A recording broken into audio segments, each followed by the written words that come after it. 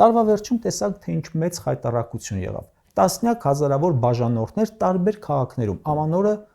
չտոնեցին կամ տոնեցին առանց հոսանքի։ Պատճառն այն էր, որ հեծը ԿՊ-ն խլել է ու արդեն ինքն է կառավարում։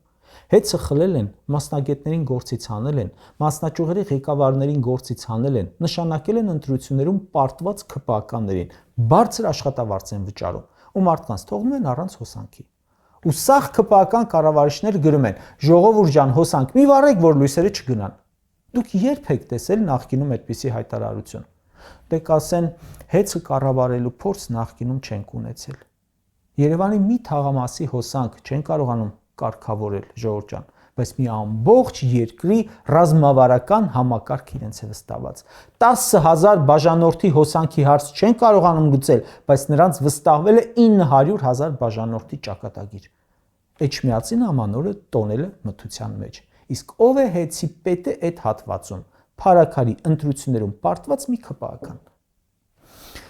Վստահ եմ, եթե հեծը խլած չլինեին ու 3 օր, այն էլ ամանորին տասնյակ հազարավոր բաժանորդներ հոսանք չունենային, դա կդառնար հեծը խլելու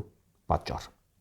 Սրանց համար կարևորը իրենց ստացած վարձն է։ Կարևորը, որ հեծի կառավարիչը ստանա 1000 բաժանորդի վճարած հոսանքի վարձի չափ աշխատավարձ մեկ ամսում։ Կրկնեմ,